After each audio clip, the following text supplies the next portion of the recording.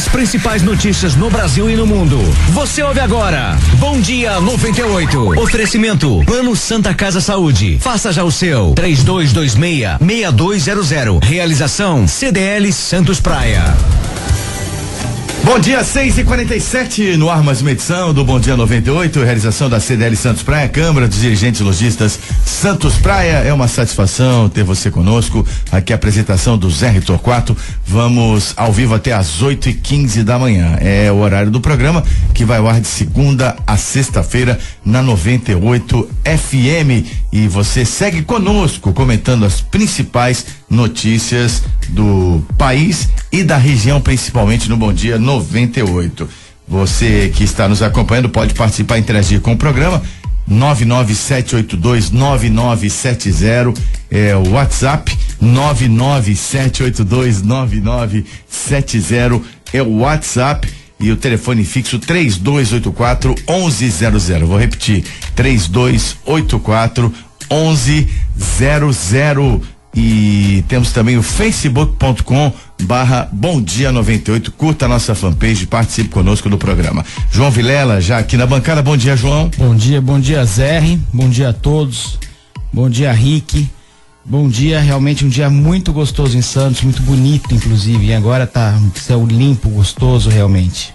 O João, infelizmente, a primeira notícia do nosso programa, hoje nós temos mais uma vez o noticiário internacional como destaque. Infelizmente, o atentado suicida em Istambul, na Turquia, resultou em 28 mortes, mais de 60 feridos, um atentado que ainda não tem autoria reconhecida. O Estado Islâmico sempre é o mais provável autor desse tipo de atentado com esse porte, com essa virulência, com essa violência, mas mais um fato lamentável. Sem dúvida é muito lamentável. A gente teve semana passada praticamente nos Estados Unidos um outro atentado, essa semana outro atentado. São questões religiosas, infelizmente, não nem religiosas, são mais políticas do que religiosas, utilizam a religião como um instrumento apenas, mas é lamentável. Nós temos no mundo, o mundo vivendo essa situação, pessoas suicidam, pessoas não têm amor à vida, nem a própria, nem a dos outros, utilizam às vezes o Alcorão, que é um livro que, se as pessoas lerem, assim como a Bíblia foi distorcida há muitos séculos e é distorcida ainda hoje, distorcem o Alcorão, distorcem qualquer palavra, é distorcida, nossa Constituição é distorcida. É fácil distorcer as palavras através dessas pessoas, que são pessoas sem a menor noção de humanidade.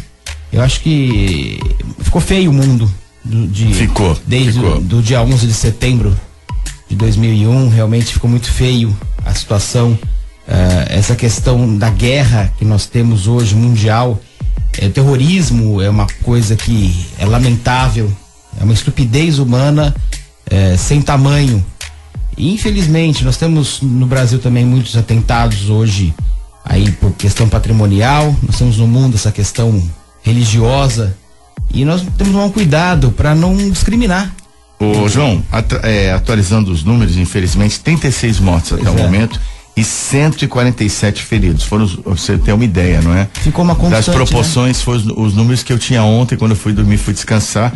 Estava naquela base que eu disse, mas nós estamos aqui autorizando 36 mortos, 147 feridos. Segundo as autoridades turcas, 3 homens-bomba teriam agido, e essa questão do homem-bomba é um tipo de atentado muito difícil de você prevenir e prever. Claro. E é um problema sério, virou uma coisa constante. Nos Estados Unidos, acontece na Europa, acontece em vários lugares do mundo. E é o grande problema hoje da humanidade, da insegurança que nós temos, né? Nesses países mais civilizados, ditos civilizados, é uma questão, mas a gente tem que ver que isso tem uma raiz. E a raiz desses conflitos religiosos tem muito a ver do uso da Europa, de outros países, de uma forma bélica, querer o poder pelo poder de qualquer forma. E os Estados Unidos têm uma responsabilidade muito grande nisso, e a Europa também, por ter utilizado o país, a União Soviética sem dúvida também, a antiga União Soviética, por ter utilizado esses países como meio de guerra, meio de confronto, pelo poder do petróleo em muitos lugares, pelo poder territorial em outros, e se utilizou e se treinou essas pessoas. Vamos lembrar que o Bin Laden era um aliado americano. Sim. Que começou com essa questão toda do terrorismo mais forte nessa última 2 décadas. Ele era um aliado americano. Foi no Afeganistão. E o Afeganistão teve o próprio Saddam Hussein era um aliado americano. O mundo ocidental entende pouco da questão persa, da questão do Afeganistão, da questão do Oriente Médio. É muito complexo o mundo ocidental entender. São culturas milenares com diferenças entre si. Tentaram juntar isso tudo. É um dos problemas que acontece na África também, que é outro berço que vai ter uma grande questão de terrorismo em breve, que chama pouco atenção. Eles só não fazem mais porque chama pouco atenção. Então realmente é um problema seríssimo que nós temos hoje, infelizmente, em qualquer lugar do mundo. Ninguém está a salvo. Essa é a grande questão. E também que requer um cuidado especial para os Jogos Olímpicos do Rio de Janeiro. Justamente. Muito embora o Brasil, apesar de já ter alguns indícios, mais por internet, né, isso não prosperou, mas com certeza temos simpatizantes do Estado Islâmico por aqui. Com certeza. Com certeza temos. E a Olimpíada. É um exército silencioso, não é, João? Dúvida. E a Olimpíada não é é um evento que chama a atenção. E hoje, com a desestrutura que nós temos nas nossas polícias, no Rio de Janeiro, sem receber salário. Imagina, deixar a polícia sem receber salário, servidor público sem receber salário. Nossas fronteiras são extremamente permeáveis. Então, é um risco muito grande. Entrar arma no Brasil parece que é a coisa mais fácil do mundo. Então, é fácil. Você vê o que chega nas comunidades, nas favelas, nos lugares, as armas de alto calibre. O que aconteceu aqui em Santos, por exemplo, de ter esse atentado na empresa de valores, por exemplo, foram armas de grossíssimo calibre. Para ter um atentado no Rio de Janeiro, não precisa nada. Aí está desestruturado. Você não consegue coibir um assaltante de 10 anos hoje no país. Você não vai conseguir coibir o Estado Islâmico se ele quiser fazer alguma coisa. Infelizmente. 6h54, Itamaraty, do órgão, um órgão como é conhecido o Ministério das Relações Exteriores, nossa central diplomática, diz que não há registro de brasileiros entre as vítimas. Vamos em frente com o Bom Dia 98, fica até em xeque aí o nome do programa, não é? O Bom Dia 98, mas vamos seguir aí com as principais manchetes desta quarta-feira, dia 29 de junho de 2016. Operação Cavalo de Aço agita a região da Baixada Santista e prende traficante procurado. Estudo vê reorganização escolar por debaixo dos panos em escolas estaduais. Correlator do DEM, base de Alckmin, domina a CPI da merenda. E é por aí que a gente vai começar. Cumprimentando também o Antônio Carlos Silva Gonçalves, o Fifi, presidente da CT Santos, comentarista das quartas-feiras. Bom dia, Fifi. Bom dia, Zé, bom dia a todos. Ok, vamos agora falar da CPI da merenda, da Operação Alba Branca. Alba Branca, para quem não sabe, é uma trufa da região da Itália, um dos produtos mais caros do mundo. Aí explicado o nome da operação.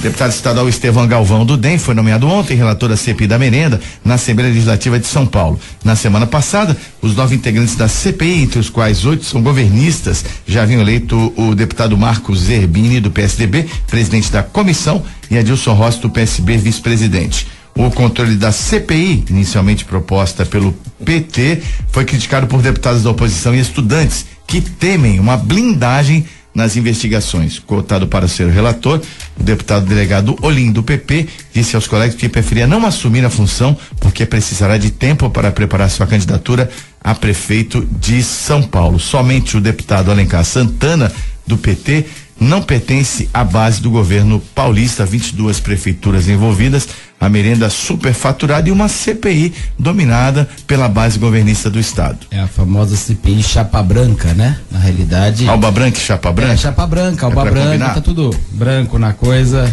e vai dar branco neles para saber investigar alguma coisa. Eu não consigo ver, viu, Zé? Infelizmente, uma CPI. Já normalmente as CPIs não são tão sérias como deveriam ser, né? Mas dessa forma, chapa branca, então, a gente sabe que não vai dar em nada. Agora, o que eu fico revoltado é com o descaso que se tem no estudo, nas escolas. Quem for visitar uma escola estadual hoje, vai entender o que eu estou falando. Basta visitar uma escola estadual. Você vai ver a infraestrutura ruim, a dificuldade dos professores para dar uma aula, a merenda que era para ser sedutora, porque nós temos que hoje utilizar uma palavra que, apesar de não ser do vocabulário do ensino, mas nós temos que pensar nisso. A escola tem que ser sedutora para o aluno, tem que ter excelentes professores, capacitados, bem remunerados, boa estrutura, bom currículo.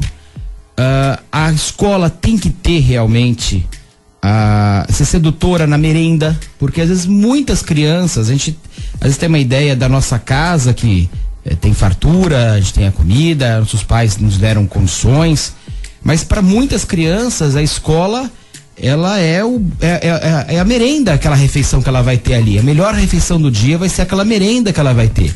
E se utilizou isso para desviar dinheiro da merenda, o faturamento de 25%, né? A mais, né? É a coisa básica, né, no Brasil, né? É uma coisa que já virou, parece que todos eles querem 1/3, devem ser muito religiosos para rezar bastante. E em alguns casos até mais do que isso. Hoje em dia essa é a propina média, né? Pois é. A propina média. Infelizmente, mas utilizar... Ticket médio da propina. Utilizar crianças que passam fome, nós já passamos aqui outro dia uma notícia da qualidade da merenda, e eu falei aqui na rádio que foi feita uma pesquisa com uma rádio de São Paulo, e foi colocado uma pessoa especializada em comida, um gourmet, um cozinheiro gourmet, e para experimentar a merenda da escola, e ele falou que pior só se tivesse estragado. Então é um descaso. Será que o governador come essa merenda? Será que os deputados comem essa merenda? Será que eles têm coragem de ir lá num dia na sala de aula e comer essa merenda? Na eleição, sim. Mas na eleição, sim, mas aí eles melhoram. No dia que for, é tudo preparado. O dia fica lindo. Não, tudo no dia. Eu dei aula há muitos anos no colégio estadual, Zé. E eu sei que se tiver alguma coisa, eles preparam. E fica linda a escola, o gramado é cortado, o chão é totalmente varrido. Muda um pouco. Não muda tudo também, mas muda bastante. Fifi.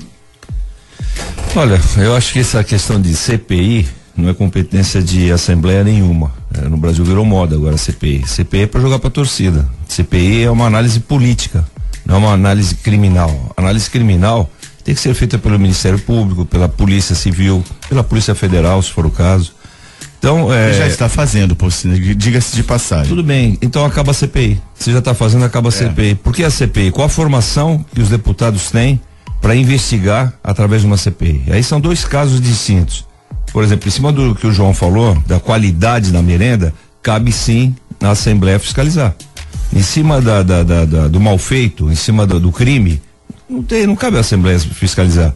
No momento que ela entra para fiscalizar um negócio desse, ela tira o foco do assunto e começa a se discutir se é da base, se não é da base, se é chapa branca, se não é chapa branca. Não é competência da Assembleia, como não é competência de Câmara Municipal, como não é competência do Congresso Nacional. Por exemplo, o caso do Eduardo Cunha. A gente sabe que tem o componente político na Câmara Federal, como tem em todas as câmaras e todas as assembleias. É uma casa política, não é uma casa de investigação criminal. Se você tira esse foco da parte política e leva para a parte criminal, você tem mais celeridade nessa averiguação, você tem mais resolutividade na investigação, e você tira o componente político.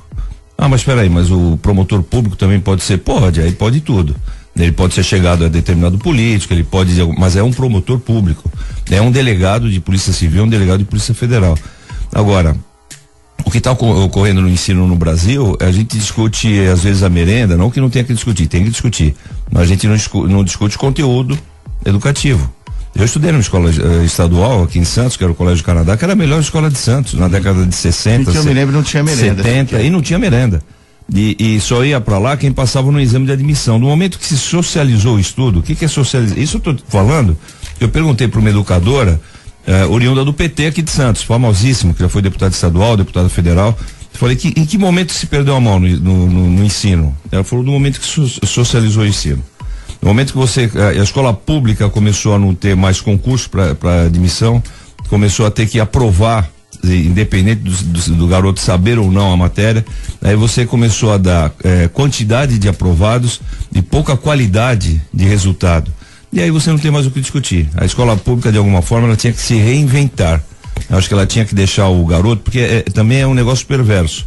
Ela coloca o garoto na formação de nível colegial. Na hora que ele sai no nível colegial, que ele teve tudo de graça até ali, ele vai prestar um vestibular para uma faculdade pública e não entra. E aí você deixa ele marginalizado em termos de ensino. O interessante é que você tivesse uma escola pública mais competente, mais efetiva, para você colocar esse garoto que não tem condição de pagar o estudo dele, até o final da formação, com qualidade, para ele poder se formar. Porque está se dando uniforme, está se dando merenda, está se dando transporte e não está se dando conteúdo. Enquanto não se der conteúdo, a gente vai continuar discutindo. Não é uma forma também de desviar o foco para o conteúdo fraco? Porque o Estado se torna presente até demais. Você entende assim? Entendo. O que eu percebo, Zé, é o seguinte: no momento que você tem as verbas vinculadas, elas são necessárias, mas elas têm que ter um objetivo. Por exemplo, o que é uma verba vinculada? Uma prefeitura, ela coloca da arrecadação dela, 25% de tudo que entra tem que ir para a educação. Tudo bem, eu acho que é o início, né? Lá atrás era o início. Só que já se passou algum tempo, já se passou mais de 20 anos que a gente continua com verbas vinculadas. E qual é o objetivo da verba vinculada? Você gastar aquele dinheiro com a educação. Cidade nenhuma consegue gastar esse dinheiro com a educação. O que ela faz para gastar? Começa a dar merenda, começa a dar uniforme, começa a dar transporte, começa a reformar a escola. Porque do salário das professoras e do salário e do gasto com efetivamente do teu custo fixo com a educação, você não consegue gastar 25%. Por isso que complementa com esses penduricalhos. E o conteúdo?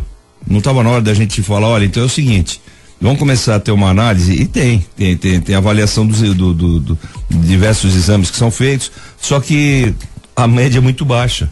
A minha época, para você passar de ano, você precisava passar com 7. De 0 a 10, 7 de média. E se você ficasse de exame, 5. Hoje não, você pega as médias que são adotadas como médias aceitáveis, são um pouquinho abaixo de 5. Então não é o ideal. Então eu acho que estava na hora de ter uma qualificação desses alunos. A minha época de grupo escolar, eu fiz grupo escolar aqui em Santos, João. No Lourdes Ortiz, lá na Ponta da Praia. Você tinha a classificação dos alunos, o primeiro da classe, o segundo, o terceiro, e não tinha esse negócio do cara ficar constrangido porque era o último. Pelo contrário, o cara ficava estimulado para ser o primeiro. É meritocracia, Meritocracia, né? Hoje não. Hoje não pode se julgar mais nada. Não pode julgar o garoto de 7 anos, o garoto de 7 anos pode ficar desmotivado. Pera, pô. Você tem que dar um objetivo para esse garoto, você tem que dar uma meta para esse garoto. Porque senão, é muito mais fácil você passar de 2016 para 2017 automaticamente passando de ano sem precisar estudar. Você não precisa estudar, tá ótimo. Só que o dinheiro é público, o dinheiro é nosso. Você está dispondo, eu não tenho filho hoje na escola pública, acho que nenhum de nós aqui que estamos no estúdio temos. Só que é um dinheiro que você paga no imposto satisfeito, porque se você tiver qualidade no ensino, você tira essa garotada do crime, você tira essa garotada da falta de perspectiva de vida. Agora, se você estiver pagando para merenda, desculpa, não vamos chegar a lugar nenhum. 7:575 é o Bom Dia 98, realização da CDL Santos Praia 98 FM, ao vivo até às 8:15 da manhã.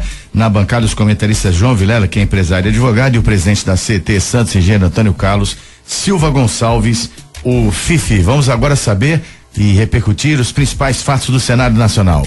Giro Nacional.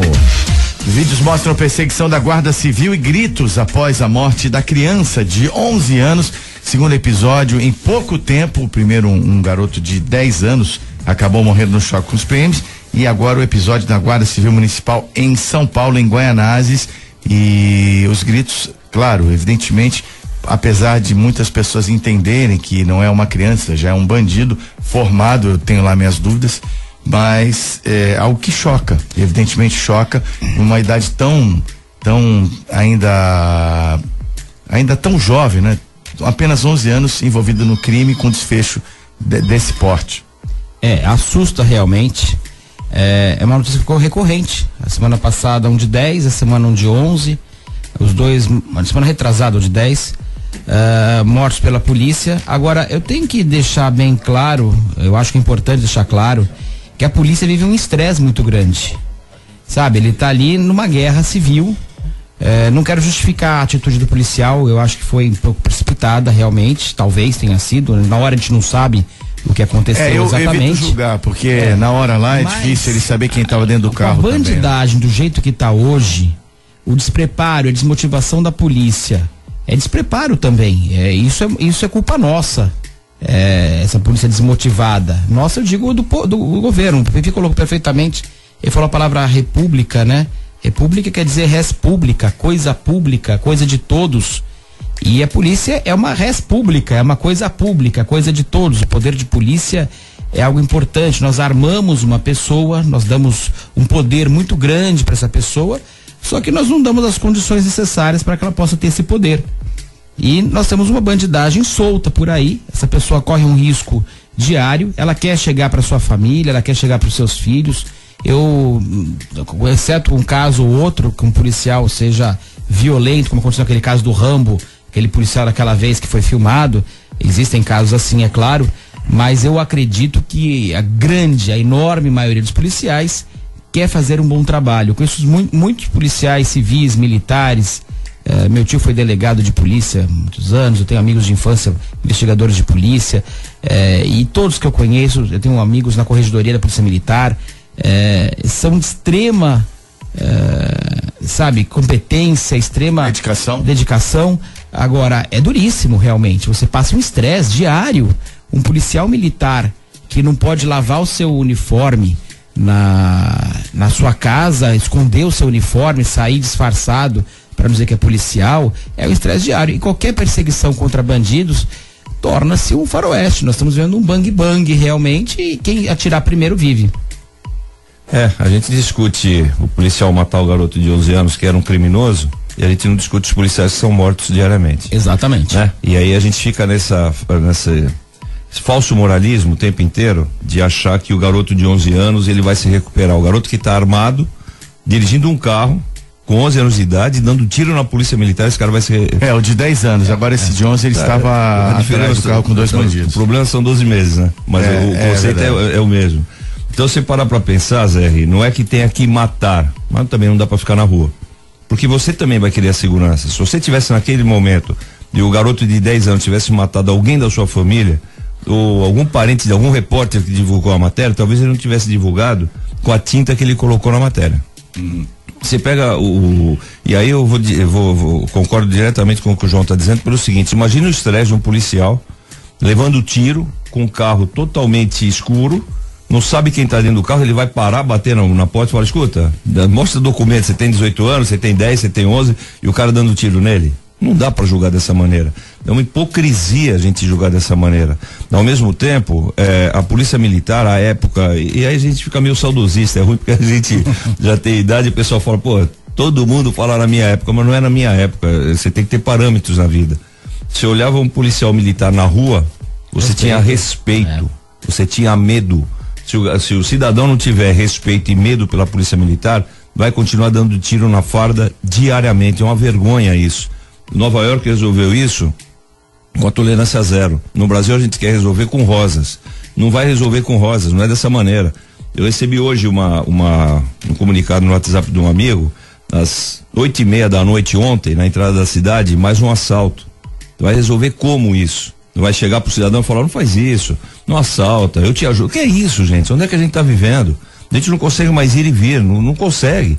Antigamente você evitava os locais perigosos, hoje todos os locais são perigosos. Eu não estou falando de Santos, eu estou falando de São Paulo e do Brasil, porque a gente fica discutindo o sexo dos anjos o tempo inteiro. Tem que dar condição para a polícia militar trabalhar e cobrar resolutividade. Tem que cobrar soluções da polícia militar e da polícia civil, mas dar condições. Para de ficar cerceando o direito dos caras trabalharem. Ah, mas matou o garoto de 10 anos. Desculpa, o garoto de 10 anos estava onde? Estava numa sala de aula estudando e a polícia chegou e deu um tiro na cabeça dele? Ou ele estava na rua assaltando com revólver e disputando espaço com a polícia militar? É isso que a gente tem que começar a analisar. Grupo Frauda Lei Rouanet, há 15 anos um desvio milionário até um casamento de alto luxo em Jurerê Internacional é investigado. E para falar sobre o assunto, nós acionamos um advogado especialista em leis de incentivo, Lei Rouanet, Lei de Incentivo ao Esporte, o advogado Tássio Coutinho. Bom dia, Tássio. Bom dia, Zé, bom dia, Fifi, bom dia a todos da mesa, um grande prazer poder falar com vocês. O João Vilela também está presente aqui, eventualmente vai te fazer um questionamento também, ok, Tássio? Tudo bem. Ô, Tássio, primeiramente, obrigado por atender o nosso convite.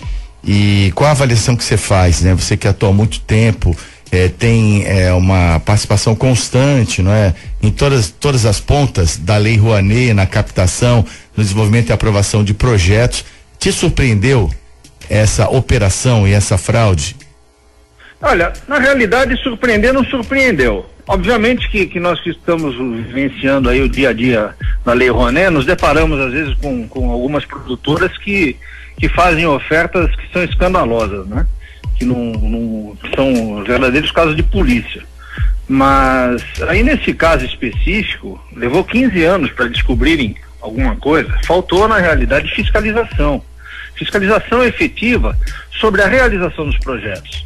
A lei, ela tem lá as suas situações que parecem estranhas à população, de aprovar projetos para grandes artistas de reconhecimento nacional, mas a lei, ela ajuda muita entidade pequena, oferece muita vaga de emprego e capacita muitos jovens para atuar na área. Então, essas questões pontuais, elas têm que realmente servir de exemplo, e o pessoal tem que sofrer aí as penas duras da lei, né? Para que a lei continue, a Lei Rouanet, ela continue, se aprimore e possa avançar e melhorar cada vez mais a condição da sociedade brasileira. Ô, Tarci, me faz uma breve explanação de como funciona a Lei Rouanet. Eu entendo que algumas pessoas que a gente conversa entendem que o governo federal, ele repassa esses valores diretamente aos proponentes, aos realizadores dos projetos. E não é assim que funciona. Faça uma explanação. Na realidade não é assim que funciona mesmo. A Lei Rouanet, as leis de incentivo à cultura, elas são um pouquinho mais permissivas. Então elas dão oportunidade para que o artista, como pessoa física, que produtoras, que são empresas que visam lucro, e que associações culturais possam ser proponentes de projetos. Então, o interessado, ele enxerga uma situação de necessidade da sociedade em relação à cultura, ele apresenta um projeto perante o Ministério da Cultura, no caso da Lei Rouanet. Esse projeto, ele é analisado, e se ele estiver dentro de todas as viabilidades técnicas, tal, e os valores forem coerentes com os custos de mercado, ele vai ser aprovado. Ele sendo aprovado e o Ministério da Cultura verificando se o proponente, ele possui as certidões negativas dele, se ele está em dia com a sua situação fiscal, esse projeto é publicado no Diário Oficial, é aberta uma conta exclusiva para o projeto, e o projeto fica apto a captar recursos de empresas e pessoas físicas. Ontem, inclusive, o grande jornal nosso aí da noite brasileira, ele cometeu um equívoco. Na realidade, ele falou que as pessoas físicas podem doar 4% e as empresas 6%, quando na realidade é o contrário. A pessoa física pode doar até 6% do seu imposto de renda para projetos aprovados, e pessoa jurídica, apurada pelo lucro real, pode destinar até 4% do que deve de imposto de renda, do que paga de imposto de renda. Então, o governo, ele, por meio do Ministério do Esporte, da Cultura e sua equipe, ele avalia o projeto, se o projeto estiver dentro das condições aptas para ser aprovado, ele é aprovado, independentemente de quem apresente o projeto. Nesse caso, pode ser uma pequena entidade, pode ser um circo da esquina da nossa casa, como pode ser também um grande artista. A lei, ela está lá para ser democrática, para todos. Entretanto, alguns privilégios para quem na realidade nem precisaria se utilizar dos mecanismos da legislação. Esse é o ponto, porque a lei caiu um pouco em descrédito perante a opinião pública por projetos esdrúxulos. Tem até um post. Eu não gosto de usar muito o Facebook como referência, não. Entendo que o Facebook ainda não está com a mesma força, a mesma credibilidade, porque ele não tem um filtro, não tem uma lei tão clara que rege, como os veículos tradicionais de imprensa, como rádio, TV, jornais, sites, enfim. Mas projetos que, de repente, não, à primeira vista, e, por exemplo, um DVD do Luan Santana, acho que não acrescenta tanto à cultura. O livro da Cláudia Leite, que gerou polêmica, apoio a projetos de alto poder de lucro, né? Alto poder lucrativo, que agora já não é permitido mais, né, Tássio? como Rock in Rio, Cirque du Soleil, não é? E também artistas que apoiaram o governo, né? Artistas que foram às trincheiras para apoiar o governo da presidenta Dilma, também de alguma forma atendidos pela Lei Rouanet. Não precisa de uma revisão em tudo isso? Não seria benéfico agora uma depuração e uma revisão dos critérios da lei? Eu acho que sim. Eu acho que sim. Deve ser revista realmente. E sendo revista ela vai melhorar muito. Todas essas questões vão ser levadas a critério na hora de se avaliar a legislação. Porque observe a diferença que há pela lei de incentivo ao esporte. A lei de incentivo ao esporte ela não pode de maneira alguma privilegiar o desporto profissional. E no caso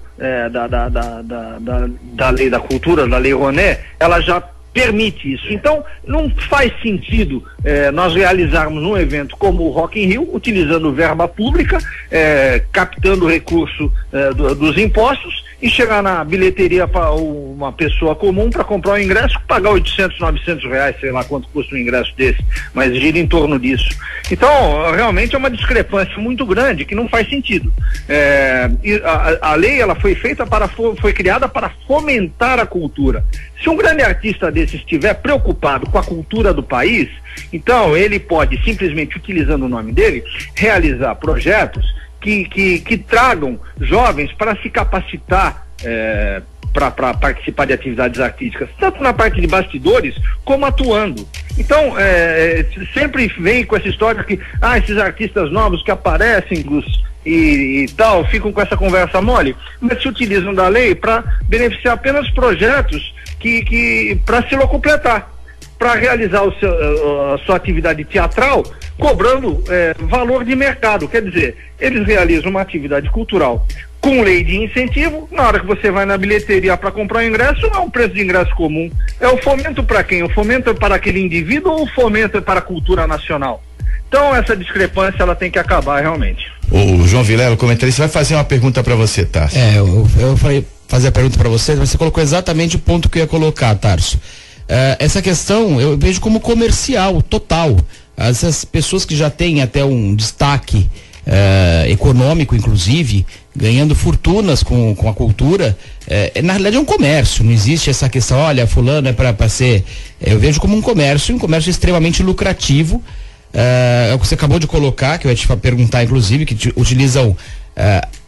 Retiram dinheiro dos impostos, é dinheiro retirado dos impostos. A empresa não pagou imposto de renda, aquele dinheiro que poderia ir para a educação, para a saúde, para a infraestrutura, ele vai para esse artista. E esse artista utiliza esse imposto para fazer, os impostos para fazer esse dinheiro, para fazer o seu show, ou o seu livro, ou o que seja, e o que é pior, né? Ele cobra ingressos aviltantes. Chega na hora lá, você vai pagar uma fortuna ainda. Você paga 2 vezes. Você pagou porque você não recebeu o resultado do imposto, e você paga por um ingresso que é altíssimo. E uma pessoa que não necessita disso realmente. Acho que você colocou perfeitamente. Eu ia te fazer uma pergunta, mas você completou de uma forma perfeita todos os detalhes da lei. Só para acrescentar, essa operação que houve ontem da Polícia Federal, ela é extremamente benéfica para a lei. Até porque quem comete falcatrua vai começar a colocar a barba de molho. O pessoal vai recuar um pouco e vai pensar 2 vezes antes de realizar alguma atividade ilícita com a... o cidadão realizou uma festa de casamento de acordo com a Polícia Federal. Então, o problema, eu acho que está mais na fiscalização, realmente. Eu acho que a fiscalização, não só especificamente sobre a Lei Rouanet, eu acho que em todos os segmentos da sociedade, desde uma calçada esburacada que uma prefeitura não verifique, não autue o proprietário da residência, do prédio lá, do condomínio, até os casos mais severos que nós temos. Nós tivemos uma fiscalização muito bem feita, com cobrança com autuações quando há discrepâncias, o comportamento da população vai melhorar, não tenho a menor dúvida disso. E essas empresas vão tomar mais cuidado na hora de querer colocar a mão na cumbuca do governo. Advogado Tássio Coutinho, especialista em leis Rouanet, leis de incentivo. Tássio, muito obrigado pelos seus esclarecimentos, um ótimo dia. Estamos à disposição sempre para elucidar os nossos ouvintes. Eu só lamento, Zé, não ter podido participar pessoalmente, que eu estou numa viagem aí, inclusive visitar uma empresa para destinação de recursos para o projeto da Lei Rouanet, projeto sério aqui de Santos, e eu, infelizmente, o horário não bateu para nós podermos conversar pessoalmente no estúdio. E eu gostaria muito de enaltecer as palavras que o Fifi mencionou anteriormente a respeito das crianças de escola e etc, que são palavras que não é nem para ser prefeito, são palavras para ser presidente da República. Parabéns, Fifi. Tá certo, tá lançando a sua candidatura aí, Fifi. Fifi 2018. Fifi 2018, Fifi não é candidato, né? Aliás, hoje, obrigado, Tássio, mais uma vez, um grande abraço, boa viagem, sucesso. Obrigado, outro para vocês aí, tá depois. Ok.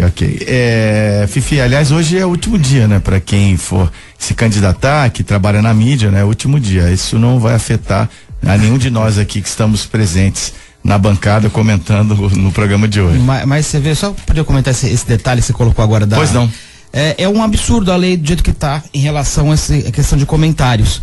Porque você só pode fazer o registro pode ser feito até o dia 15 de agosto.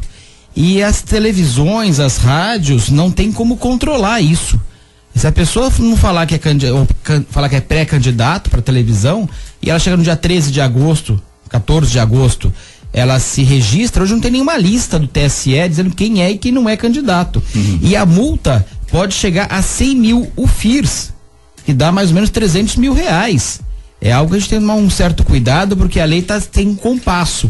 Uma coisa colocou no dia 30 de junho, que você não pode mais participar, e a responsabilidade recai contra os meios de comunicação, de uma forma de uma multa grave, e a pessoa pode depois se registrar, não tá tendo esse registro, e as televisões e as rádios estão sem uma base legal para poder fazer esse controle. Também essa questão da lei eleitoral vai se fechando o cerco, né? Porque anteriormente, eu lembro bem, quando você não tinha essas restrições, os donos de veículos de comunicação, eles usavam o veículo totalmente para sua campanha. Sim, mas tinha que ter um registro antes da proibição. Acesso prematura. Sim, porque a questão não é ser prematuro ou não, podia até ser antes, a questão não é essa. A questão é que tem primeiro registrar e dizer quem é candidato e quem não é, para depois você proibir. Na mesma data, inclusive, mas a questão não pode ter esse descompasso de tempo, porque isso pode prejudicar uma série de entidades aí, de veículos de comunicação. Deixa eu te falar um negócio, Zé, voltando para a Lei Rouanet. Acho que o Tássio foi muito feliz quando ele mostrou o erro da fiscalização e, de certa forma, preservou a lei. A lei ela é fundamental para que você fomente realmente a cultura. E como o próprio Tássio falou, e ele tem experiência nisso, tem competência suficiente para dar esse depoimento, você não pode misturar um show da Ivete Sangalo com uma realização cultural de um grupo amador que está querendo se potencializar profissionalmente. Então, como todas as leis, essa lei é da época do Fernando Collor, de 1991. Então, como 91, nós estamos em 2016, 25 anos, bodas de prata para a lei. Está na hora de ser revista, está na hora de ter os objetivos bem definidos, e está na hora também de você objetivar para quem vai esses recursos, não deixar a critério dos analistas apenas. Você pode ter uma cronologia, conforme as solicitações são inseridas no Ministério da Cultura, uma cronologia de análise e um limite anual. Por que não? Não sei se tem, mas se não tem, poderia ter um limite anual. De quanto que vai ser disponibilizado Há um limite, sim. Existe, a adequação orçamentária aí acabou, mas muitas vezes, que é a outra batalha, depois é captar, não é tão simples assim. Tudo bem, mas então, eles fizeram, o crime estava aí, né? Era um jogo de cartas marcadas. Tudo bem, Zé. Até serviços que não foram prestados. Então inverte, você pode já levar a captação, olha, eu tenho quem vai me subsidiar aqui vai ser o João Vilela. Eu já tenho a captação. Analisa agora se eu posso entrar ou não. Sim. Para não ficar esse jogo. Quando você tem uma carta de intenção, o processo ele é mais célere. Mas eu percebo, Zé, que e não é. Porque fica a critério do cidadão que vai dar o recurso. Porque qual é o critério de se dar recurso pro show da Ivete Sangalo? Pro livro da Claudinha Leite? Pro casamento do Luan Santana, que é bilionário. Qual é o critério? Não tem critério. Ou então o critério não está definido. Ou então o critério é pessoal. não pode nem ser pessoal, ele tem que estar definido. E estando definido, é cumprir a lei, ponto. E fiscalizar. Como o Tasso falou, fiscalização é fundamental. Aproveitando o seu ponto do pessoal, Fifi, a impessoalidade é uma das características que você tem que ter no dinheiro público. Mas não é dessa forma que a gente está percebendo. Não, exatamente, é contrário disso, inclusive. Aliás, é o contrário disso. Mas olha, eu tomei cuidado de olhar os projetos aprovados, são milhares, não é? A maioria deles contempla mesmo a cultura local, produtores locais. Tudo bem, mas esses são os pequenos. Mas a impessoalidade realmente é um fato que... Mas eu vou te falar. Mas esses são os pequenos. Esses são os pequenos. Porque a cultura local não vai ter o custo de um show de um grande artista.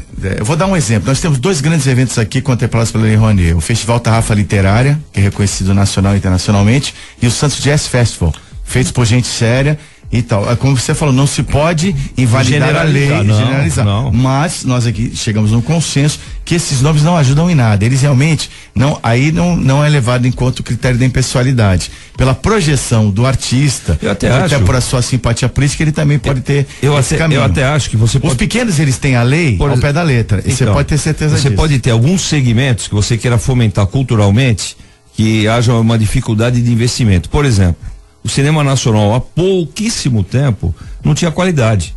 Então você não ia ver um filme nacional porque a qualidade era péssima. Hoje esse cinema nacional atingiu um status de qualidade e de artistas competentes que atrai o público para salas de espetáculo. Será que ainda precisa o cinema nacional ter o fomento da lei? Talvez não. Só para resumir bem rapidamente, eu não consigo ver a cultura longe da educação. Eu tenho uma dificuldade tremenda para isso. Eu acho que justamente aquela questão que a gente falou das escolas estão sem preparo, sem tudo mais. Eu acho que a cultura tem que vir da escola, assim como o esporte tem que vir da escola. Eu não consigo retirar essas duas partes, eu não consigo ver Ministério da Cultura, Ministério da Educação e Ministério do Esporte. Eu tenho uma dificuldade tremenda para enxergar isso. Eu não sei se as pessoas conseguem enxergar separado, mas eu vejo que a escola é o lugar de fomentar a cultura. Tem que começar, tem que ter vantagem realmente, aí sim, tirar um dinheiro que seria para impostos das empresas, para fomentar grupos teatrais dentro das escolas. Aí a escola passa a ser sedutora. Pode utilizar para esporte, inclusive, para você ter na escola. Você vê, os grandes. A Hortência saiu da escola, ela foi. A motivação dela foi a escola, dentro da escola, professor de educação física. Então, é por aí. Eu acho que pela escola que tem que vir a cultura e o esporte. Tem o Arte no DIC também, que sem dúvida, mas quer ver? Olha, eu vou dar mais um depoimento de velhinho aqui.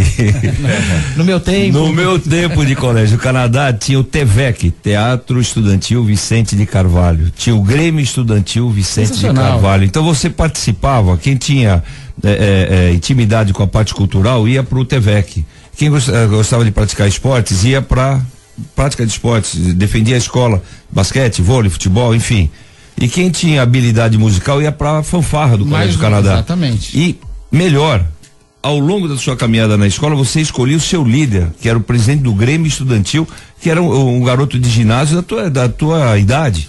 Então você fomentava a discussão política. É claro que não era uma política partidária, era uma política estudantil, e você, como o João falou, você dava pra garotada a opção da escolha, que segmento que ele gosta, que segmento que ele quer ir. Tudo isso é dentro da escola. E não tinha merenda. E não tinha uniforme. Sim, mas tinha também artes industriais. Tinha artes industriais e tinha qualidade de ensino. Exatamente, é o principal. O Reginaldo São Vicente coloca sobre o tema. Bom dia, sobre a lei do incentivo, a cultura só poderia patrocinar as pessoas que não são profissionais.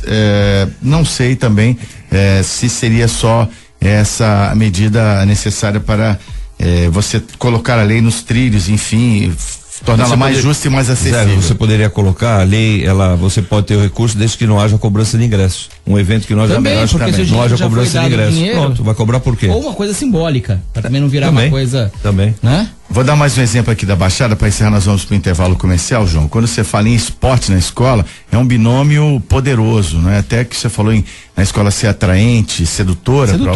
Isso faz com que realmente a escola se torne mais agradável e acabe compartilhando outras sensações que se agregam à aquisição de conhecimento, que esse é o ideal, esse é o papel da escola, não é? Então nós temos um projeto aqui na Baixada chamado Integrar Ativida, do qual eu também participo, atuo no Integrar Ativida. Nós aí estamos com 3.000 crianças, o projeto já está além da Baixada Santista, em Canoas, no Rio Grande do Sul, já está em Paulínia, Santo André, São Caetano, Mauá e Betim, em Minas Gerais, ultrapassou as fronteiras.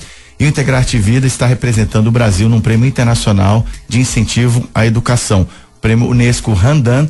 Nós estamos aí concorrendo, o único projeto do país está representando o país, e o evento de entrega do prêmio Randan, que é um cheque dos Emirados Árabes Unidos, o Sheikh Randan, ele vai entregar 100 mil euros ao projeto que presta o maior incentivo à educação no mundo. E o projeto nascido em Santos é finalista e vai disputar o prêmio em outubro em Paris. Tanto que para a gente comprovar que fazendo a coisa com seriedade, no caso o projeto é contemplado pela incentivo ao esporte, nós podemos obter resultados fantásticos, até exemplo dos projetos que eu mencionei aqui da nossa cidade. 7h32, Bom Dia 98 volta já já. Depois do intervalo, você vai ouvir Bom Dia 98. Você está ouvindo Bom Dia 98. Oferecimento Plano Santa Casa Saúde. Faça já o seu. 3226-6200. 7h34 no ar, o Bom Dia 98, até as 8h15 da manhã, realização da CDL Santos Praia, Câmara, dirigentes lojistas Santos Praia, aqui Zé Torquato, na bancada os comentaristas João Vilela, Antônio Carlos Silva Gonçalves, o Fifi, o engenheiro Antônio Carlos Silva Gonçalves, o João que é empresário e advogado, na sonoplastia e na produção Rick Santos, e a Cláudia atendendo você aqui no nosso telefone 3284-1100 ou pelo WhatsApp 997829970. Participe do Bom Dia 98, inclusive pela nossa fanpage. Curta e participe, facebook.com/Bom Dia 98. Deixa eu fazer uma saudação especial ao Fernando Rangel, Fernando da Churrascaria Tertúlia, de nossos patrocinadores. A Churrascaria Tertúlia é sensacional, rodízio de carnes nobres com muita qualidade. Quando eu faço esse comercial, eu fico morrendo de vontade de almoçar ou jantar na Churrascaria Tertúlia. Hoje o rodízio está R$54,90 e nos finais de semana e feriados e datas especiais R$79,90. A qualidade compensa, o atendimento é de primeiríssima, tem um time especializado nos cortes das carnes, tudo feito como manda figurinos, garçons de bebidas, os aprendizes, a qualificação profissional na Tertúlia é uma prioridade e um bom atendimento também. Todo mundo que conhece a Churrascaria Tertúlia sabe disso. É a grande pedida para o almoço e para o jantar, um momento muito agradável ali na ponta da praia em Santos. Bartolomeu de Guzmão 187, churrascariatertulia.com.br é o site. Informações e reservas 3261-1641. E vamos em frente agora com a situação das balsas e estradas. Balsas e estradas. 7h36, travessia Santos Guarujá, 4 balsas em operação neste momento. O tempo de espera é de 25 minutos em ambos os sentidos. Travessia Guarujá Bertioga, 1 balsa em operação. Tempo de espera é de 30 minutos em ambos os lados. Travessia São Sebastião e Ilhabela, 3 balsas em operação. Tempo de espera é de 25 minutos em ambos os sentidos. Operação 5 por SIC em andamento. Chegada a São Paulo pela rodovia Anchieta apresenta lentidão do quilômetro 13 ao quilômetro 10 devido ao excesso de veículos. Eis aí o panorama das balsas e estradas prestando esse serviço ao nosso ouvinte aqui no Bom Dia 98. Se você tiver alguma informação nesse sentido, por favor, compartilhe conosco. E por falar nas balsas, tem aqui um recado do coordenador do Procon Santos, o Rafael Quaresma, né, que vai haver uma reunião, inclusive, sobre o tema, não é? Uma reunião sobre o tema. Me manda aqui o Quaresma, não é? A reunião, hoje tem reunião do Procon Santos com a BR Mobilidade para tratar as pendências do BR Card, e também segunda às 15h30 tem até a CT envolvida e MP, Fifi, reunião com o Procon Santos para tratar da fila da balsa do lado de Santos. Uma reunião aí informada pelo Quaresma. Você gostaria de complementar algo sobre essa reunião? Não, só para esclarecer qual o motivo da reunião. O Quaresma me demandou ontem a respeito desse assunto e a reunião já está marcada. E o objetivo é minimizar o impacto que está havendo com as filas da balsa, e aí tem a participação do governo municipal e do governo federal, do governo estadual. É a fila da preferencial e a fila da moto. Ela está do lado do mercado de peixe e tem um ponto de ônibus ali próximo dessa embocadura da fila para acesso à balsa, e esse ponto está atrapalhando muito a fila. Fora isso, o local de segregação dos automóveis credenciados, porque no momento que baixou a idade do preferencial para 60 anos, a quantidade de veículos aumentou muito. E essa fila você não consegue organizar de jeito nenhum. Então a Dersa vai entrar de forma a resolver essa segregação dos veículos na parte interna do espaço que eles têm, e a CET vai entrar remanejando esse ponto de ônibus ou minimizando o volume de ônibus que param nesse ponto. São diversas linhas, se a gente tirar algumas linhas acho que resolve praticamente o problema, para dar um conforto maior para essa fila. Não é a fila principal da balsa que vai estar sendo discutida, até porque essa não cabe a CET discutir, cabe a Dersa disponibilizar mais balsas para que não haja fila. A fila preferencial é a fila de motos. Obrigado, Fifi. E vamos aqui, um comentário do nosso ouvinte, o Frank Rabelo.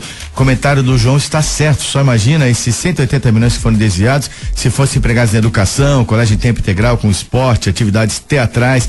O Brasil só vai para frente quando começamos a pensar uns dos outros. Abraços e parabéns pelo programa. E nós que agradecemos a participação diária e a audiência sempre aí fiel do Frank Rabelo, entre outros ouvintes que nos prestigiam aqui no Bom Dia 98. Já nós vamos comentar sobre a Operação Cavalo de Aço, agitou a região da Baixada Santista, prendeu o traficante procurado, prendeu muita gente, e quando nós chegamos a esse tema, teremos a participação do delegado Carlos Alberto Romano, convidado especialmente para comentar a Operação Cavalo Branco. E vamos voltar ao tema da reorganização escolar, que começou aqui na Baixada, com a ocupação das escolas. O Salomão Ximenes, que é professor da Faculdade de Educação da Universidade Federal do ABC, um dos responsáveis pelo estudo, diz que a reorganização, que não ocorreu no ano passado, foi suspensa por causa dos protestos estudantis, está sendo feita de forma velada e com impactos para médio e longo prazo, porque ações da Secretaria de Educação estão fechando gradativamente os ciclos. Segundo o Salomão, em 2016, 165 escolas da rede estadual de São Paulo deixaram de abrir turmas de início de ciclo de ensino, ou seja, do primeiro ao sexto ano do ensino fundamental e primeiro ano do ensino médio, que são chamadas de séries de entrada. Entre essas unidades, 53 eram apresentadas no ano passado pelo governo Geraldo Alckmin, como escolas que fariam parte da reorganização escolar. Está se fazendo a reorganização silenciosamente, João? Agora nós estamos falando que os problemas da República são muito sérios, né? A coisa pública, eu achei começar a falar, olha, o Brasil é uma república, nós não chegamos a essa conclusão. Eu vou colocando isso porque outro princípio, nós falamos do princípio da impessoalidade na Lei Rouanet, e agora tem um outro princípio sendo usurpado aí, que é da publicidade. Tudo que é feito pelo governo em geral, pelo menos a grande maioria das coisas, tem que ser pública, né? Tem que ser transparente, tem que ser publicizada. E velado não combina muito com, aliás, nada no Brasil tem combinado muito com república, infelizmente. É um problema muito sério, porque teve um viés político nas escolas, esses protestos, mas eu também não vejo nenhuma boa vontade do governo estadual, infelizmente, de melhorar muito mais a educação. Isso já vem há mais de 20 anos, muito mais até. O Fifi até colocou que ele estudou em escola pública estadual, Canadá, sem dúvida. Meu pai deu aula no Canadá, inclusive. Aliás, um dos alunos do meu pai foi o Luiz Mercadante, que era daqui de Santos. O pai dele era um militar, inclusive, tudo mais. Mas era uma escola sensacional. O Canadá, uma escola fantástica. E nós tivemos outros bons exemplos de escolas estaduais no Brasil todo. E no estado de São Paulo, sem dúvida. Agora, eu estudei na escola técnica estadual e estudei em escola municipal em São Vicente. Mas o estudo na minha época já não estava tão bom. Já não havia essa preocupação tão grande com a qualidade, e sim com a quantidade. Que foi justamente, todo mundo vai estar na escola. Pronto, acabou. Todo mundo na escola e não resolve. E é o grande problema hoje. Nós temos uma quantidade enorme de pessoas estudando, mas sem conteúdo nenhum. O Fifi colocou isso perfeitamente pra gente agora há pouco. Sabe o que eu questiono aí? Por que o governo do estado não pode ter a liberdade de reorganizar o estudo? Sabe o que está ocorrendo nesse caso? Os próprios professores, não vou falar que sejam todos, mas alguns professores estaduais, no momento que você municipaliza as escolas, eles ficam meio que sem função e perdem determinadas vantagens. E eles não querem dispor dessas vantagens. É um direito deles. Mas por que o governo do estado não pode ter uma meta a curto, médio e longo prazo para reorganizar as escolas? Por que nos dias de hoje você precisa ter numa cidade que nem Santos escolas municipais e escolas estaduais? Por que você não posterga essa responsabilidade para as prefeituras que tenham capacidade e o estado sai dessas cidades para oferecer o estudo? Sai na questão do estudo e entra na questão da saúde. Porque o estudo, ele é municipalizado. A saúde, ela é universalizada em termos de Brasil. Qualquer cidadão do Brasil pode vir no Hospital de Santos e ser atendido sem custo algum. Por que a gente não muda essa lógica? Porque a gente não dá uma condição diferenciada e corre atrás do objetivo que é a qualidade. Por que não passa os prédios escolares que hoje estão, os estaduais estão subutilizados para o município, e o município que tem dificuldades em alguns prédios não começa a utilizar esses espaços? Por que o município tem que pagar aluguel em determinados locais e o estado está com prédios que não tem utilização alguma? Ociosos. Então essa lógica, e outra, como que o garoto da escola está discutindo uma reorganização de uma grade de ensino? Que experiência que ele tem para discutir? Se não tiver o fomento de uma pessoa maior que começa a dar informação para colocá-lo contra essa atitude do governo do estado, ele não tem o menor embasamento. Então é um caso político no meu modo de ver, político partidário sim, e é um caso político de uma rede de professores que não quer perder o status. É um direito deles não perderem esse status. O estado não pode tirá-los de uma hora para outra da sala de aula e falar: olha, vocês não têm função, vocês vão ter uma diminuição salarial, vocês vão ter uma diminuição de atividades. Tem que se prever uma capacitação para esses professores para uma outra alternativa de desempenho funcional, mas a gente precisa reorganizar o estudo. Não dá mais para a gente falar que as escolas estaduais em Santos têm péssima qualidade e os espaços não estão sendo utilizados. Eles têm que ser reorganizados. O dinheiro é de todos nós, seja do estado ou do município, é dinheiro de impostos. 7h45 no Bom Dia 98. Agora deixa eu falar da Blanche, a Blanche Moda em Branco, para você que trabalha de branco, que é médico, dentista, enfermeiro, fisioterapeuta, você que é estudante, né, de biomédica, você pode ir na Blanche, não se assuste com o preço e que você não vai encontrar o que você procura, porque lá eles têm qualidade, peças mais simples, até peças mais transadas, mais de design mesmo, não é?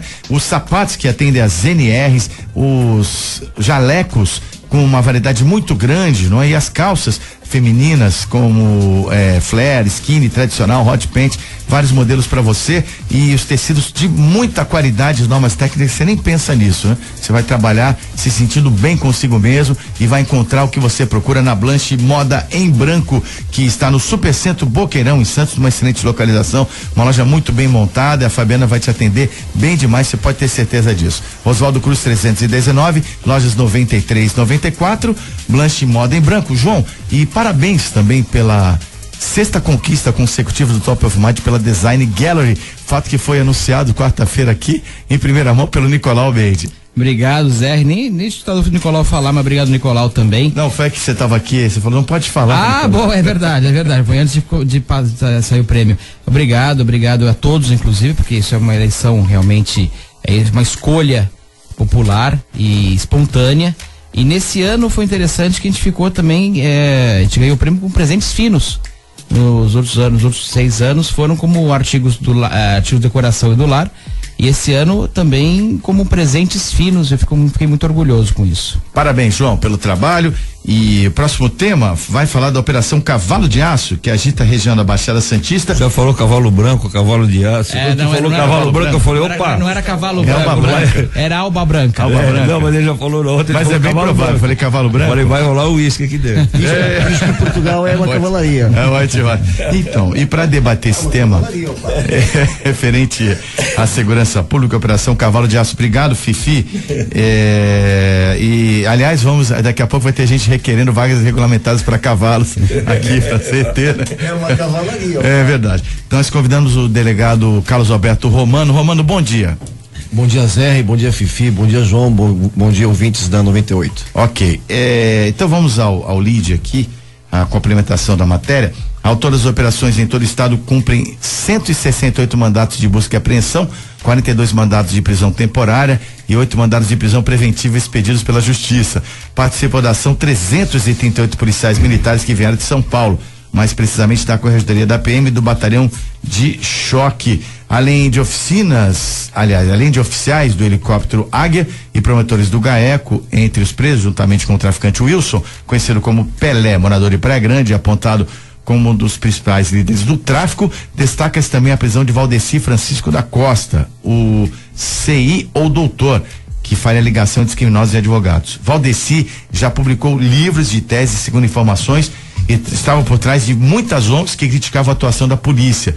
2 policiais militares acusados de receberem propina e não agirem contra o crime também foram presos, além do próprio traficante. Romano, é uma operação que vai ao encontro do que eu penso em parte. Você é um especialista na área, você é um profissional da área de segurança pública, mas que tem que haver mesmo essa saturação no combate ao crime. Essas operações têm que existir com maior frequência. O que você pensa disso? Demorou, né? Porque o PCC, muito embora a imprensa tenha evitado utilizar o nome da organização criminosa. E o que é uma organização criminosa? É ter pessoas infiltradas no Estado. O que diferencia uma quadrilha de uma organização criminosa é justamente você ter pessoas ligadas ao crime exercendo ou sendo agentes públicos, policiais, promotores, juízes, enfim, que estejam ligados. E existe, infelizmente. Então, o problema do poder econômico. O PCC hoje movimenta 200 milhões de reais por mês e tem advogados, tem contadores, tem agentes da polícia corruptos, o que está demonstrando aí a nossa reportagem, a nossa operação. Tem juízes que expedem ordens judiciais de liberdade, habeas corpus, até desembargadores estão sendo processados por isso. Enfim, então o combate tem que ser duro mesmo, não tem que ter receio de ferir nenhuma instituição, e a sociedade espera isso, ou seja, que todos que estejam envolvidos com qualquer organização criminosa, seja em São Paulo, seja no Rio de Janeiro, seja preso e retirado da sociedade. Eu acho que a população, ela requer mesmo, ela está ansiosa por ações como essas, né, João? O Romano colocou perfeitamente. A organização criminosa tem tentáculos em vários pontos, além da área jurídica, na área política, na área empresarial, em todos os lugares. Às vezes você vê a pessoa lá, não parece que tá ligado ao crime, ele está muito ligado ao crime. E isso tem uma mudança muito grande. E o que eu achei interessante, que das pessoas que está sendo suspeita agora, para te dizer o mínimo, né? É uma pessoa que tem livros escritos sobre teologia, inclusive. Então, realmente, assim, e tinha uma ONG que criticava a polícia, como o trabalho mal feito da polícia. É óbvio que ele não gostava do trabalho da polícia, porque ele estava ligado ao crime, né? Mas ele escuta muito isso. Ele queria montar uma ONG de direitos humanos, que também ficou bem caracterizado, infelizmente, que não deveria ser assim. Mas hoje em dia parece que os direitos humanos está a favor do direito dos manos, né? O pessoal até brinca, fala, defensor do direito dos manos e não dos direitos humanos. Porque quando acontece alguma coisa com um policial, ninguém liga.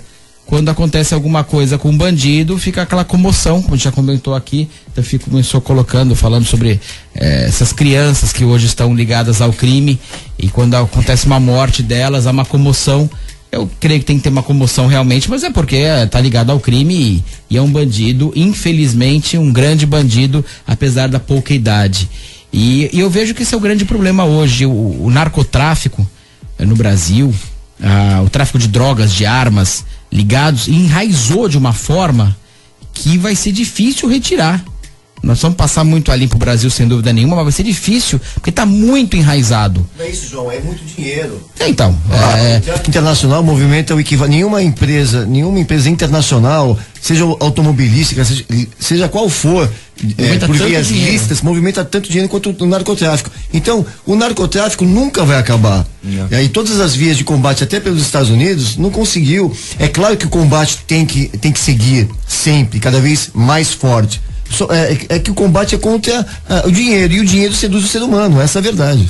O Romano está falando uma coisa, eu li a questão de uns 15 anos, Romano.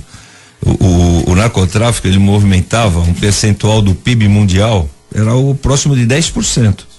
É um dinheiro altíssimo, uma loucura isso. E eu entendo também, eu concordo com ele, inclusive ontem eu vi o Romano no programa da CDL na TV, achei uma sensatez do teu posicionamento muito forte.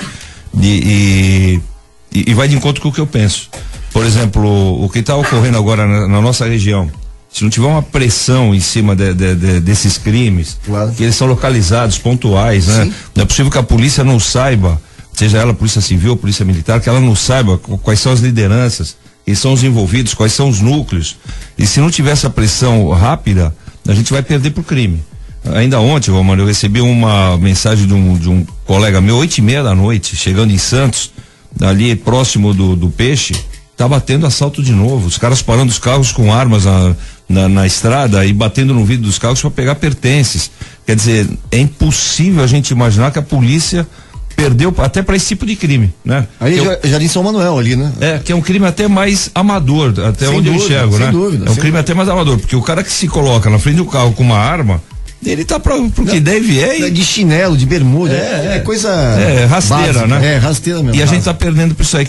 Como é que você enxerga, Romano? Ontem eu ouvi você falando, eu gostaria que você repetisse o que você disse ontem, claro. Eu entendo dessa maneira. Como é que você enxerga que a gente resolve isso? Por exemplo, como é que a gente vai começar a ir para São Paulo com tranquilidade e voltar de São Paulo com tranquilidade na região da Baixada Santista? Veja, eu trabalho em São Paulo, né? Diariamente vou a São Paulo, enfim, eu tenho essa preocupação.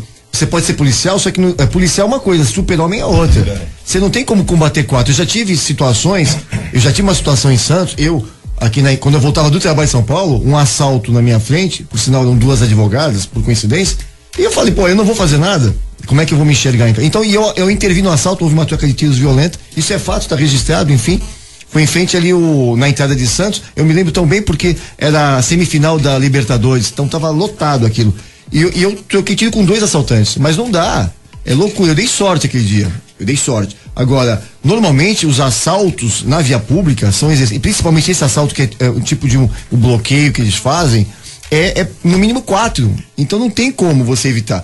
Eu, quando subdesço, eu confesso que eu me desloco muito tenso, muito atento nessa subida e descida para São Paulo hoje. O que eu falei ontem, eu repito, é o seguinte: tem que dar sufoco neles.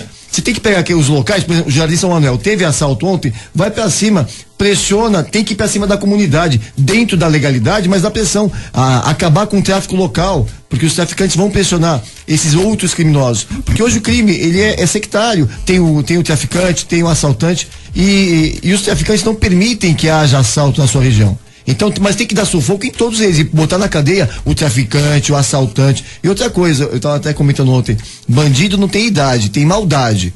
Não importa que tenha 10, 15 anos. O problema de quem trabalha na repressão e na proteção das pessoas e das famílias na sociedade é combater o crime. O cidadão pegou uma arma e veio pra cima de qualquer pessoa de bem, tem que ser combatido. Pode ser 5, 10, 100 anos. Então o crime não tem idade, ele tem maldade. Então a gente tem que combater de uma maneira enérgica, sem hipocrisia e sem demagogia.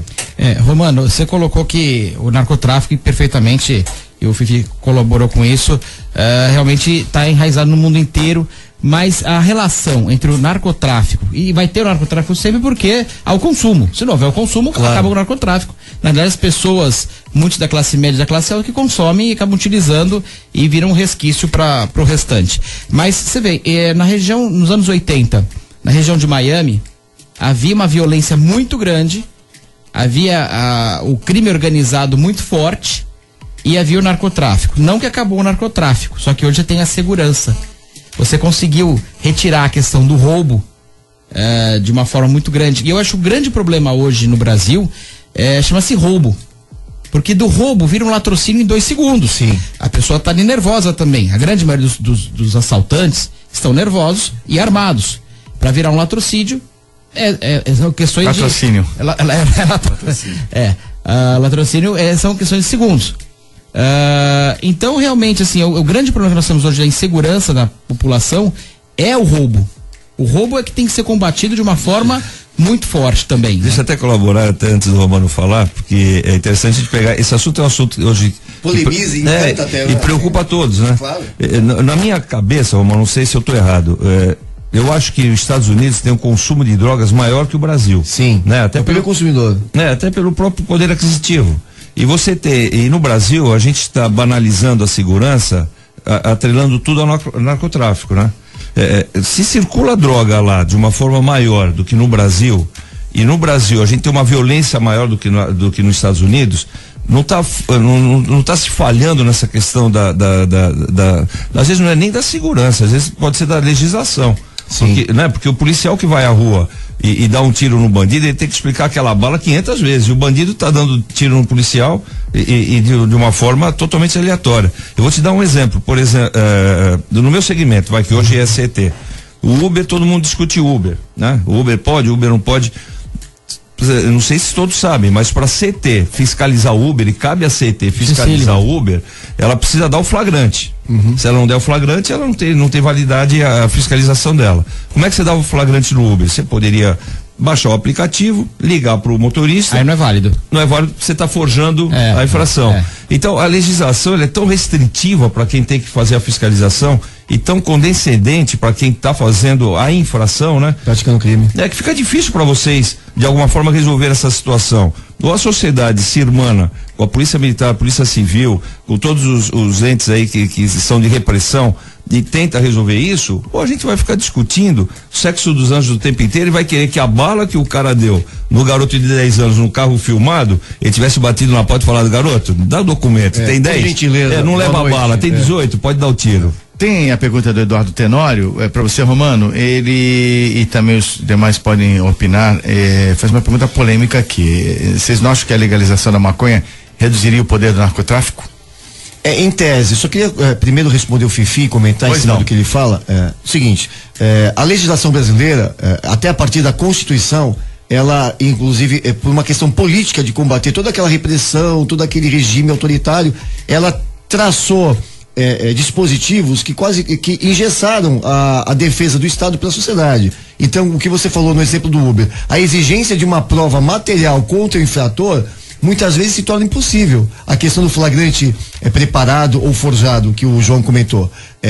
Se você provoca, no caso, o atendimento de um motorista do Uber e através do próprio sistema de comunicação dele, e se você vai querer prender, você não vai poder, porque aquela prova vai ser descartada pelo juiz. Então, o simples abordagem e constatação daquele veículo nas características do indivíduo talvez não sejam suficientes. Enfim, o que nós temos no Brasil é alguns princípios, algumas posturas intelectuais ou de filosofia mesmo com relação à sociedade. Você trouxe os Estados Unidos. Não tem o respeito, se você vê o respeito que o cidadão americano tem pelo policial e o respeito que o cidadão brasileiro tem pelo policial, não existe. Na verdade, o que existe no Brasil é um desrespeito, um preconceito, um ódio, enfim, sentimentos negativos. A própria qualificação e valorização do policial talvez contribuam para isso, mas o responsável é o Estado. Agora, a legislação, ela é uma legislação equivocada. Nós precisamos ter uma legislação mais dura. Estados Unidos da América do Norte tem pena de morte. Aí vão falar dois argumentos, que a pena de morte nos Estados Unidos funcionou. Mentira, porque nos Estados Unidos a pena de morte, ela não é para reduzir criminalidade, é para retribuir a conduta, ou seja, o mal injusto que o criminoso praticou. O cara matou, não tem outro bem jurídico equivalente à morte ou ao bem jurídico da vida que se equivalha, é a vida dele. No domingo agora que passou, a gente teve uma médica no Rio de Janeiro que foi morta. Aqui, qualquer hora, toda hora a gente tem uma pessoa morta, com um tiro na cabeça, enfim, seja do meio que for, por um assaltante. E ele fica 3 anos na cadeia e vai pra rua. É ridículo. Menor, pior ainda, o menor pode matar até os... Eles falam, eu vou matar até os 18. E matam mesmo. Enfim, eles não têm piedade, nem com o policial, nem com o pai de família, nem com a mulher. Então, o que nós temos que ter hoje? É uma reformulação no pensamento da sociedade, uma consciência, e ver o que a sociedade quer, afinal. Ou é um Estado... O Estado forte não é um Estado autoritário. Estado forte é aquele que justamente mantém a liberdade e os bens do indivíduo e da família. Muito bem, Carlos Alberto Romano, conosco também aqui na bancada do Bom Dia 98, juntamente com o Fifi Antônio Carlos Silva Gonçalves, presidente da CT, o empresário advogado João Vilela, como para os debatedores de hoje, 8:02. E deixa eu falar agora da APO, Planos Odontológicos Empresariais, referência e benefício para os funcionários da sua empresa, com mais de 200 dentistas credenciados da região e cobertura nacional. Central de atendimento exclusiva, 7 dias por semana, 24 horas por dia, setor de auditoria, controle de qualidade permanente e liberação online de vários procedimentos na APO Planos Odontológicos Empresariais, que é certificada pelo ISO 9001 em todos os seus departamentos. Faça com grandes empresas e entidades da região e contrate o Plano Odontológico Empresarial da APO. Só vou falar algumas empresas que são clientes da APO: Grupo Mendes, Unimed, Santa Casa Saúde, Grupo Rodrimar, Transbarza, Santa Cecília, Jornal A Tribuna e muito mais. O telefone para você aderir é o 21044000. O acesso para conhecer mais apoodonto.com.br. APO, a saúde da sua empresa começa aqui. 8:03, voltamos já. Depois do intervalo, você vai ouvir Bom Dia 98. Você está ouvindo Bom Dia 98. Oferecimento Plano Santa Casa Saúde. Faça já o seu. 3226-6200. 8:05, Bom Dia 98, realização da CDL Santos Praia no ar até as 8:15. Recado da Black Jaw Choperia, um excelente lugar para o seu lazer. A gente tem esse dia a dia estressante, né? Vale a pena depois se reunir os amigos, ou lá tomar um chopinho, tomar um drink, saborear uma boa porção, uma bela porção. Aliás, não faltam opções lá na Black Jaw Choperia, que está com um cardápio totalmente reformulado. É um ambiente agradabilíssimo, abre de terça a domingo, a partir das 18 horas. De quarta a domingo tem música ao vivo com as melhores bandas da região. Você pode também programar um jantar a dois, tem ótimos vinhos para acompanhar. Um almoço corporativo, novidade da Black Jaw, exclusivamente com reserva da casa. Você pode programar e é um lugar ideal para sua festa, sua confraternização. Eles trabalham com reservas, além de estacionamento gratuito no Mendes Convention Center. Essa é a Black Jaw Choperia, já conhecida, já consagrada, e minha dica de lazer para você. O horário de funcionamento, como eu já disse, vou repetir: terça a domingo das 18 às 2 horas, estacionamento grátis. Francisco Glicério 206 Santos. O telefone lá da Black Jaw é 3228-7570. Black Jaw Choperia. 8:07, hora do Giro Esportivo. Giro Esportivo. Bom dia, Ricardo Martins. Opa, legal, bom dia, grande abraço a você, Zé, aos amigos aí na bancada, ouvinte ligado na 98, bora falar de Campeonato Brasileiro, rodada praticamente completa nesta quarta-feira, na verdade, 7 jogos hoje, 3 jogos amanhã, complementam mais uma rodada do Campeonato Brasileiro. O Corinthians entra em campo, logo mais 21h45, contra a equipe do América Mineiro, jogando no Horto. E o técnico Cristóvão Borges, que estreou no comando do Corinthians, com uma derrota em Minas Gerais para o Atlético 2-1, no último final de semana ganhou no Itaquerão 2-1 do Santa Cruz, vai manter o mesmo time que começou a partida diante da equipe de Recife. Lembrando que Guilherme, hoje no banco de reservas, está bronqueado com o treinador, reclamando de hoje não estar entre os titulares. O jogo do Corinthians acontece 9h45 da noite, mesmo horário no Morumbi, para São Paulo e Fluminense. O São Paulo, mais uma vez, poupando muitos titulares, porque daqui a uma semana o São Paulo faz o primeiro jogo da semifinal da Libertadores da América em casa contra o Atlético Nacional. Com isso, o técnico Edgardo Balsa não terá o seu principal jogador em campo hoje. Mais uma vez poupado, Paulo Henrique Ganso não joga. Hoje pode ser o jogo de despedida de Maicon, zagueiro de São Paulo, que está retornando ao Porto de Portugal. 7h30 da noite, embalado o Santos Futebol Clube, que vai começar o jogo com o mesmo time que começou o clássico contra o São Paulo e venceu por 3-0, e enfrenta o Grêmio jogando em Porto Alegre. A grande novidade do Santos é Copete, que vai ficar com opção no banco de reservas. O time gaúcho não ganha há 2 rodadas. O Peixe vem de 2 vitórias seguidas na competição. Olha, Zé, para fechar, amanhã em casa o Palmeiras, líder do campeonato, enfrenta o Figueirense. Mais uma vez no seu estádio, a expectativa é pro estádio lotar. O torcedor do Palmeiras, que olha, teve problema, hein? Nós conhecemos bem o Alex Estival, quando passou pelo Santos só arrumava problema.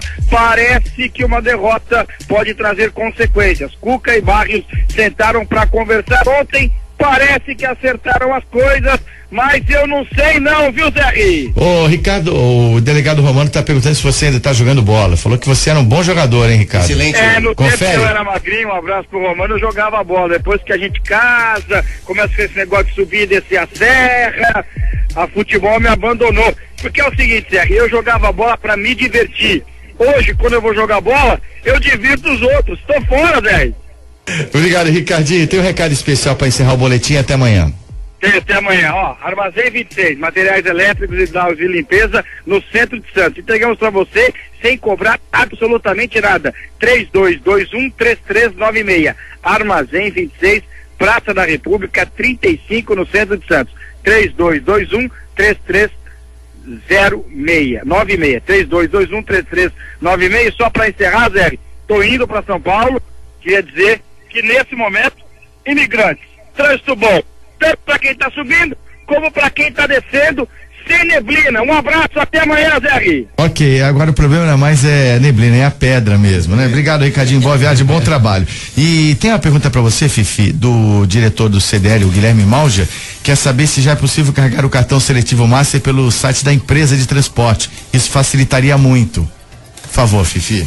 Não sei dizer, Guilherme, não sei, mas por favor, dá uma ligadinha na CET, 32289301, e a Silvana te dá essa informação.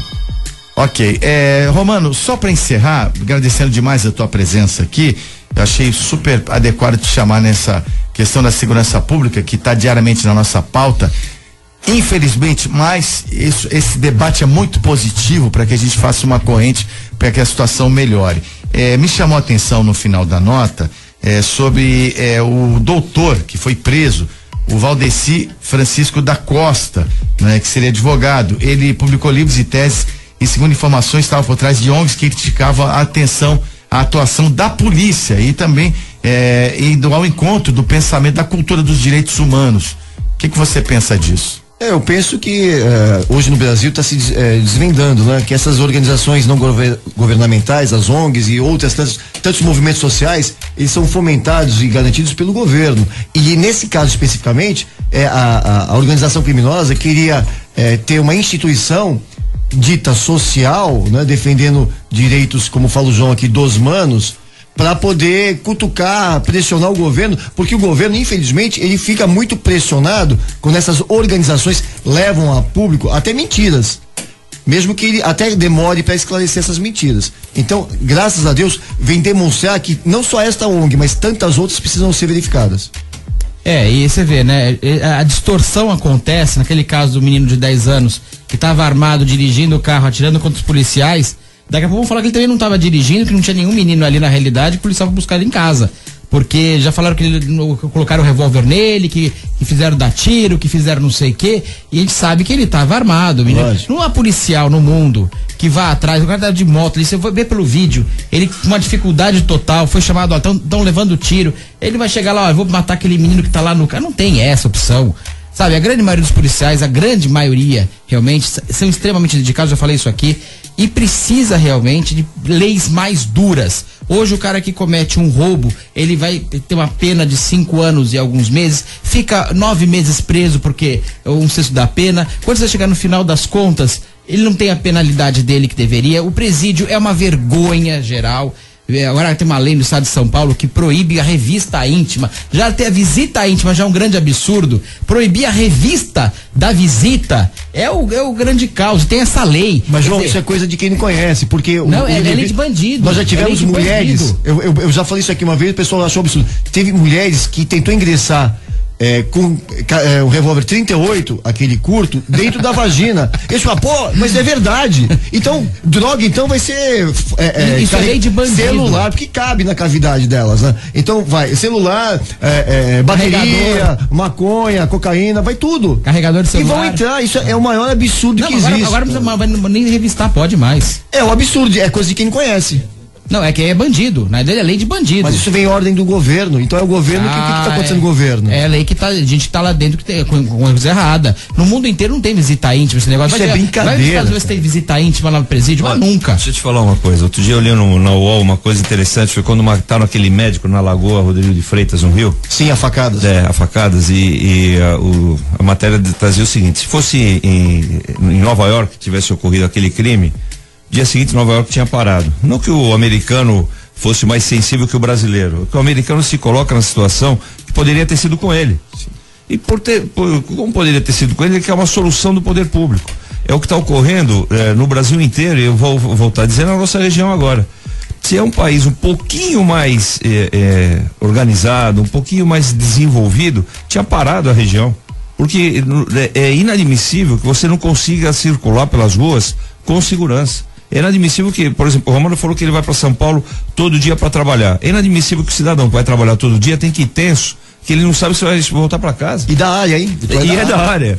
E outra, se pegarem ainda tá armado, hein? E pedirem um documento e notarem que ele é um policial, ele tá morto, ele é executado. E a gente está discutindo o garoto de 11 anos. Desculpa, gente, é uma hipocrisia tão grande isso. A gente vai ficar discutindo o sexo dos anjos o tempo inteiro e o crime está avançando. Obrigado, doutor Carlos Silva Gonçalves, o Fifi, ao João Vilela também. Romano, muito obrigado por atender nosso convite. Sucesso na sequência da sua carreira policial e em todos os seus projetos. Muito obrigado, Zé. Sucesso e sorte, muita sorte. Obrigado. Tamo verdade. Junto. Tamo junto. Ok, bom, estamos terminando por aqui mais uma edição do Bom Dia 98. Obrigado ao Rick Sanz aqui na sonoplastia, na coordenação de produção. A Cláudia atendendo vocês aí com muito carinho. Sempre importante a participação do nosso ouvinte. E agradeço e até amanhã, às 15 para as 7 da manhã, na quinta-feira do Bom Dia 98 aqui no 98 FM. Um abraço e até lá. Tudo que acontece no Brasil e no mundo. Você ouviu Bom Dia 98. Oferecimento Plano Santa Casa Saúde. Faça já o seu. 3226-6200. Realização CDL Santos Praia.